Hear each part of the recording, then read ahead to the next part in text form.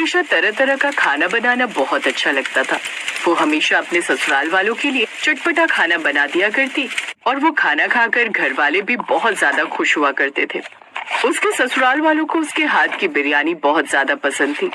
ऐसे ही आज के दिन भी संगीता ने ठंड में अपने ससुराल वालों के लिए बिरयानी बनाई हुई थी। बिरयानी खाते ही उसकी ननद तारीफ करने लगती है। भाभी, आपने कितनी बढ़िया बिरयानी बनाई है। ये लेग पीस मुझे दीजिए ना, मेरा तो लेग पीस खाने का बहुत ज्यादा मन कर रहा है। आपके हाथों की बिरयानी तो 5 स्टार रेस्टोरेंट में मिलने वाली बिरयानी के आगे भी बहुत अच्छी है। अरे छोटी, मेरी बीवी को नजर मत लगा।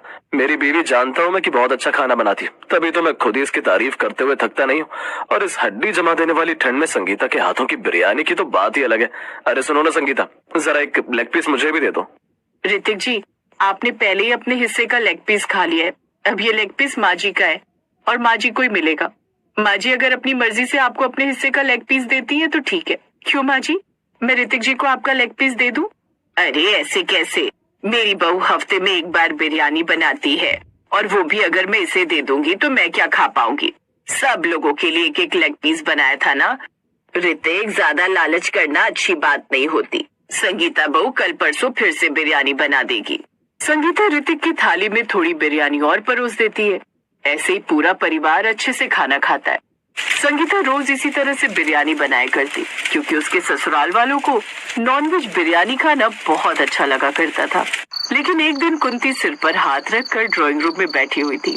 तभी उसके पास संगीता आती है और पूछती है, माँ जी क्या बात हो गई जो आप इतना उदास होकर बैठी हो? सब कुछ ठीक तो है ना? आपको मैंने इतना ज्यादा परेशान और हैरान कभी भी नहीं देखा है।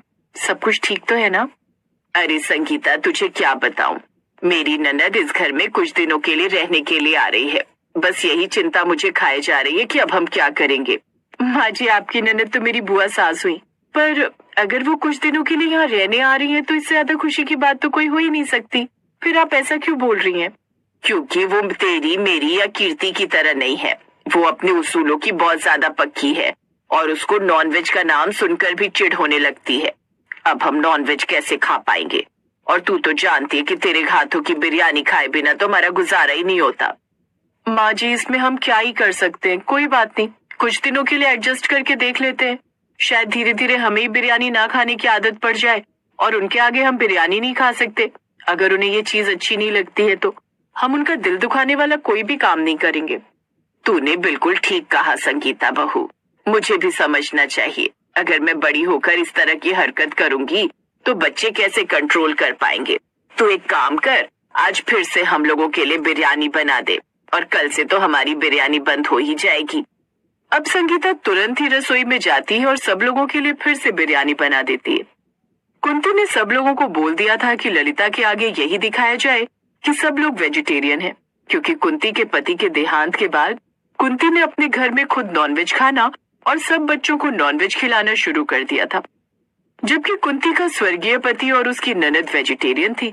अब अगले दिन ललिता कुंती के घर में आती है और घर में आते ही कहती है, अरे भाभी, मैं तो बहुत थक गई ट्रेन का सफर करके। मेरी तो कमर ही टूट रही है। सबसे पहले जाकर स्नान कर लेती हूँ और उसके बाद संगीता बहू से अपने लिए कुछ बढ़िया सा खाना बनवाऊंगी। वैसे भी मैं ऋतिक की शादी में नहीं आ पाई थी, तो संगीता बहू के हाथों का खाना खाकर उसकी पहली रसोई की रस्म भी तो देनी है। संगीता आते ही ललिता के पैर छूती है और उसके बाद कहती है, बुआ जी आप मेरे साथ चलिए, मैं आपको आपका कमरा दिखा देती हूँ और गीजर ऑन कर देती हूँ ताकि आप नहा लें। गीजर ऑन करने की क्या जरूरत है? पहले के जमाने में ये मशीनें थोड़ी होती थी। लोग ठंडे पानी से नहाते थे और मेरी इस चमकती हुई त्वचा का राज ही यही है कि मैं ठंडे पानी से नहाती हूँ। गर्म करने की कोई जरूरत नहीं है, मैं ऐसे ही नहा लूंगी। तू बस हम सबके लिए दाल चावल बना ले। संगीता ललिता को उसका कमरा दिखा देती है। उसके बाद सब लोगों के लिए दाल चावल बनाकर तैयार कर देती है। सभी लोग साथ में दाल चावल खा लेते हैं, लेकिन ऋतिक दाल चावल खाते हुए अपने मन में सोच रहा था, काश इस दाल की जगह चिकन होता और इस चावल की जगह बिरयानी होती तो कितना मजा आ जाता। अब ललिता बुआ न जाने कितने दिन तक यहाँ रहेंगी और हम बिरयानी भी नहीं खा पाएंगे। वही कीर्ति भी अपने मन में कहती है, ना जाने बुआ जी कब जाएंगे और हम सबको बिरयानी खाने को मिलेगी। हम लोग का तो बिरयानी खाने का बहुत ज्यादा मन करता है, लेकिन भाभी को माँ ने साफ बोला है कि बिरयानी नहीं बनानी है और बुआ के आगे भी यही दिखाना है कि हम सब वेजिटेरियन हैं। और वही कुंती से सब्र नहीं होता और वो अपनी ननद से पूछ लेती है, वैसे ललिता बहन कितने दिनों के लिए यहाँ पर रुकने का इरादा है? अब वो मैं इसलिए पूछ रही हूँ कि ऋतिक की छुट्टी होगी तो वो तुम्हें शहर घुमा देगा। भाभी अब यहाँ आई हूँ इतने सालों के बाद तो आराम से महीना 2 महीना रुक कर ही जाऊंगी। आप बिल्कुल भी चिंता मत कीजिए, मैं खुद बता दूंगी मुझे घूमने के लिए कब जाना है। ऐसे ही अभी हफ्ता ही बीता था और पूरा परिवार बहुत ज्यादा उदास था क्योंकि उन्हें बिरयानी खाने को नहीं मिली थी। वहीं संगीता रसोई में जाकर खुद से कहती है, मेरे परिवार वाले कितने ज्यादा दुखी हैं, ये मुझे साफ नजर आ रहा है, लेकिन मैं चाहकर भी उनके लिए कुछ नहीं कर पा रही हूँ। क्या करूँ ऐसा जिससे मेरे परिवार वाले खुश हो जाएं और उनकी बिरयानी खाने की इच्छा भी पूरी हो जाए और ललिता बुआ का दिल भी न टूटे। संगीता ये सब सोच रही होती है कि तभी उसकी नजर अपने फोन पर जाती है और वो खुद से कहती है, फोन में देखती हूँ बिरयानी तो कई तरह की चीजों की बनती है, क्यों ना मैं कोई वेजिटेरियन बिरयानी बना दूं जिससे मेरे परिवार वालों की थोड़ी इच्छा तो पूरी होगी। वैसे भी ठंड में बिरयानी खाने से दिल खुश हो जाता है, ठंड में इंसान कसरत भी कम करता है और रोटी पेट को हैवी पड़ती है। अब संगीता फोन में तरह तरह की बिरयानी की रेसिपी देखने लगती है। घर में ज्यादा सब्जियां नहीं थी क्योंकि आज सब्जी वाला आया नहीं था, बस घर में गोभी पड़ी हुई थी। और ये सब देखकर संगीता ने खुद से कहा, एक काम करती हूँ, सब लोगों के लिए गोभी की बिरयानी बना देती हूँ, इसे खाकर घर वाले खुश हो जाएंगे और गोभी को कसकर उसके पकौड़े बनाकर बिरयानी में डाल दूंगी ताकि वो बिल्कुल चिकन की तरह लगेंगे। कम से कम अपने घर वालों के चेहरे पर वो खुशी देख पाऊंगी जो ललिता बुआ के आने से गायब हो गई है। अब संगीता गोभी को कसकर उसके पकौड़े बना देती है और उसके बाद बिरयानी बनाकर तैयार कर देती है। जैसे ही पूरा परिवार बिरयानी देखता है तो कुंती उसे घूरने लगती है क्योंकि उसे लगता है कि वो चिकन की बिरयानी है। लेकिन संगीता सब लोगों के आगे मुस्कुराते हुए कहती है, मैंने आप लोगों के लिए गोभी की बिरयानी बनाई है, ये रेसिपी मैंने यूट्यूब से देखी थी। मैंने सोचा बुआ जी आई हैं तो उनके लिए कुछ स्पेशल बनाना चाहिए और मैंने ये बनाया, उम्मीद करती हूँ कि उन्हें पसंद आएगा। संगीता बहू, अगर तूने बनाई है तो जरूर अच्छी होगी। चलो चलो सब लोग खाना खाओ और संगीता बहू को बताओ कि बिरयानी कैसी बनी है।